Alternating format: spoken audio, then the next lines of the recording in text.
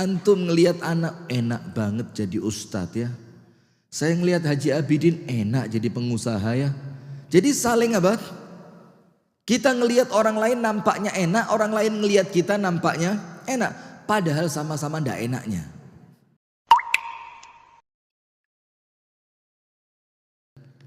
Nikmat itu Allah bagi menjadi dua. Nikmat yang tampak secara indera dan itu tidak menjamin batinnya nikmat. Antum perhatiin ya.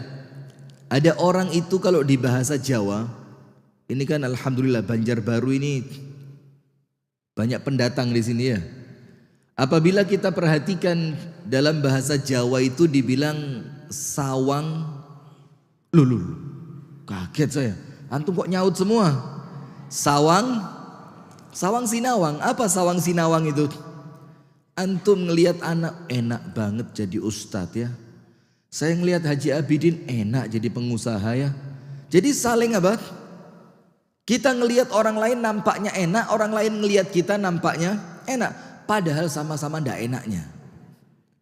Nah, maka itulah kemudian ada nikmat yang kasat mata secara indera bisa dilihat.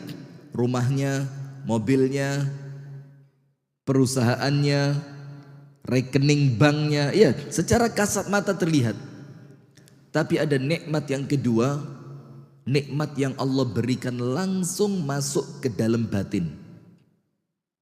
Dan orang beriman yang dikejar bukan nikmat yang kasat mata, tapi nikmat yang masuk ke dalam batin. Contohnya, ala bi dzikrillahi tatma'innul qulub. Dengan zikir hati menjadi apa? Tenang. Sementara banyak orang yang kendaraannya mewah, hatinya tidak tenang. Dalam keadaan nyesek hidupnya dia. Kenapa nyesek? Karena orang lain ngelihat dia, harusnya kamu tenang. Tapi justru ketenangan itu Allah berikan lewat ibadah. Ketenangan itu Allah berikan lewat bertaqarrub kepada Allah. Ketenangan itu Allah berikan lewat menundukkan hati, pikiran dan fisik kita di hadapan kekuasaan Allah Subhanahu wa ta'ala. Maka dengan itu tidak perlulah terlalu mengejar nikmat-nikmat yang sifatnya kasat mata, malmusa. Malmusa itu nikmat yang bisa dipegang. Tapi kemudian justru nikmat itu menjadikan kita celaka dunia, celaka akhirat. Maka mendingan nikmat kasat matanya biasa saja, tapi nikmat batinnya luar biasa. Siapa di dunia ini manusia yang hidupnya paling bahagia? Siapa? Nabi besar Muhammad sallallahu alaihi wasallam.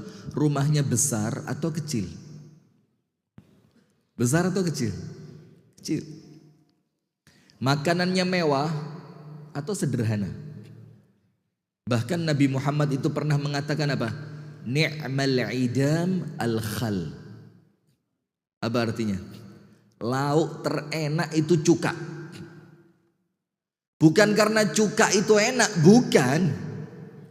Ketika Rasulullah makan roti dan kemudian tidak ada yang digunakan untuk melunakkan roti itu, yang ada cuma apa? Cuka. Maka mengatur mindset. Keberatan bahasanya ya. Maka mengatur pola pikir bagaimana cuka yang kecut ini bisa menjadi sesuatu yang paling enak.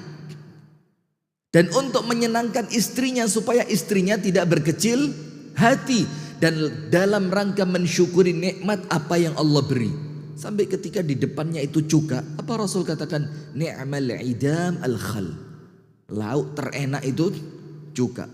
Dan saya jadi ingat waktu awal-awal kami mondok dulu tahun 90-an, tahun 96 di kota Malang sana. Itu setiap makan pagi tidak pernah lain dan tidak bukan lauknya apa? Tempe goreng Antum tahu setipis apa? Itu saking kreatifnya ibu dapur itu.